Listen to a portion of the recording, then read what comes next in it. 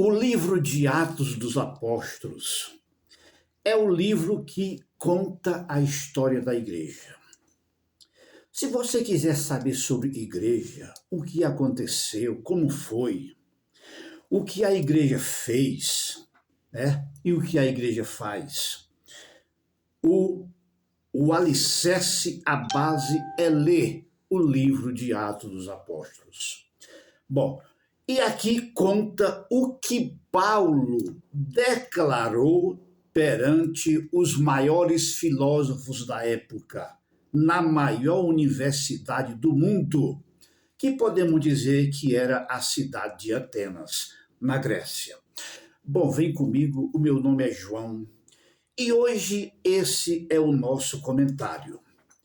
Bom, Paulo estava na sua segunda viagem missionária e ele precisou de uma estadia em Atenas, enquanto esperava por Silas e Timóteo, os seus companheiros. Bom, mas ali ele estava em uma praça e naquela praça funcionava o Areópago. O Areópago era uma espécie de Supremo Tribunal de Justiça, que naquela época julgava as causas políticas e religiosas. E naquela praça ali estavam muitas imagens de esculturas, altares. E Paulo viu que havia um altar que estava escrito ao Deus desconhecido. Veja que os sábios, eles creem no Deus do céu, mas por eles ver que é um Deus invisível, aí eles ficam na situação em que vivem, né? O Deus desconhecido, como estava escrito naquele altar que Paulo viu. E Paulo se irritou e começou a pregar naquela praça. Até aí tudo bem, mas quando Paulo disse que Deus ressuscitou a Jesus de entre os mortos, aí eles não se contentaram e disseram: olha, quem é esse tagarela aí? Como a ciência é aquela pesquisa, que aquelas ideias novas que aparecem vão chamando a si, procurando pesquisar. Então eles quiseram pesquisar o que Paulo dizia, mas como Jesus já tinha dito que Paulo ia pregar para os reis, para os sábios, para os presidentes, para as pessoas grandes, aí aconteceu. Tomaram ele e colocaram naquela tribuna para ele expor, o que ele estava pregando. E aí foi um prato cheio. Bom, então vamos lá. O que Paulo disse àqueles grandes sábios? No final do seu discurso, ele disse o seguinte, vamos. Atos capítulo 17, verso 30 e 31. Ele disse o seguinte: Deus não leva em conta os tempos da ignorância. Agora, porém, anuncia a todos os homens e em todos os lugares que se arrependam.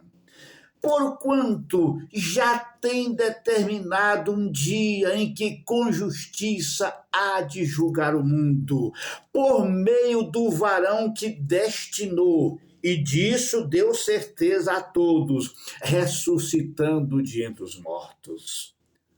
Bom, então aqui, perante aqueles sábios e aqueles filósofos, na maior universidade do mundo, que era Atenas. Então, Atenas era a universidade, dali saía a ciência, a sabedoria, a pesquisa, a letra e, finalmente, inclusive, o Novo Testamento foi escrito em grego, dali saiu o grego, Então, Paulo mostrou que a humanidade, seja sábio ou ignorante, cada homem tem o passado, o presente e o futuro. Quando ele disse o seguinte: Deus não leva em conta os tempos da ignorância, ele apontou para o passado de todo mundo, apontou para o seu passado, dizendo que seja lá o que você foi, seja lá o que você fez, mas o seu passado chama-se ignorância, ou seja, ignorância é não saber. Né? Aqueles homens eram sábios, mas com respeito a Deus, isso para eles era desconhecido. Mas Paulo disse que Deus não leva em conta a ignorância. Se a pessoa aceitar a salvação, aceitar a palavra de Deus, Deus perdoa tudo, Deus apaga tudo e não leva mais em conta. Então Deus não leva em conta os tempos da sua ignorância. Mas aí ele disse, agora, o agora é agora, o agora é o presente. Então ele disse, agora anuncia a todos os homens e em todos os lugares que se arrependam. Então esse é o presente da humanidade. É o que você está vivendo hoje. É o que a humanidade vive hoje. E hoje é a oportunidade para todo mundo experimentar o arrependimento e a mudança de atitude, a mudança de mente com respeito a Deus. Para não ser mais um Deus desconhecido, mais um Deus que você vai passar a conhecer. Bom, então, o momento, o presente, é para o arrependimento e o perdão. Paulo declarou tudo isso perante aqueles maiores filósofos. Então aqui está. O agora é o presente. Cada um tem o seu presente. Hoje você tem o seu presente, a oportunidade para o arrependimento. Isso foi o que Paulo declarou aos maiores sábios do mundo. Bom, e com respeito ao futuro, ele apontou, porquanto tem determinado um dia em que com justiça há de julgar o mundo, por meio do varão que é Jesus Cristo, a quem ele ressuscitou de entre os mortos.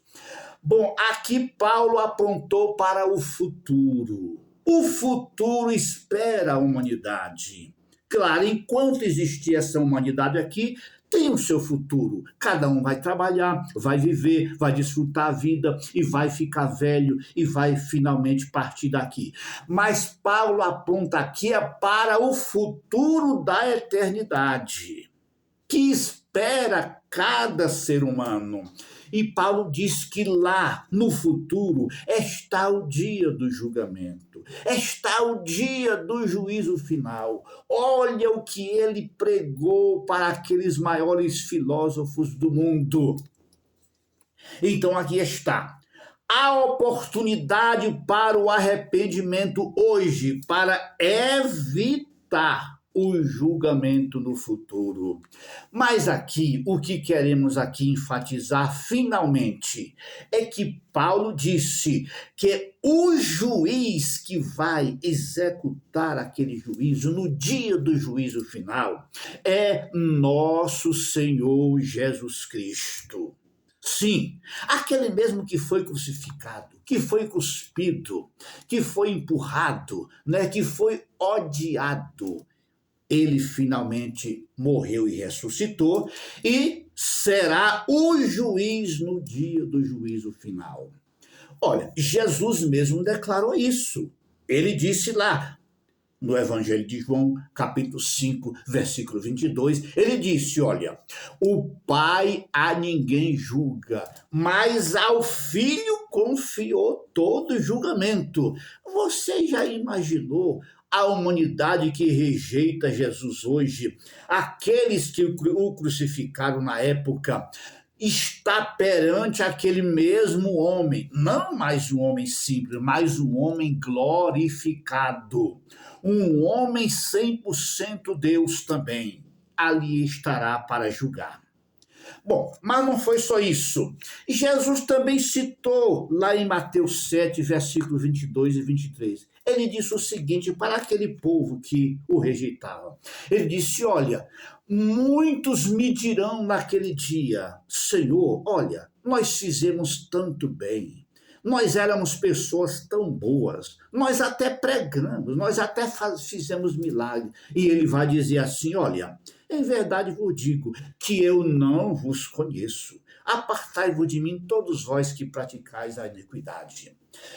Bom, aqui está o que Paulo declarou na maior universidade do mundo, declarou para os maiores sábios, os maiores filósofos, as maiores autoridades da época, no Areópago, uma espécie de tribunal de justiça que funcionava ao ar livre, e eles ouviram.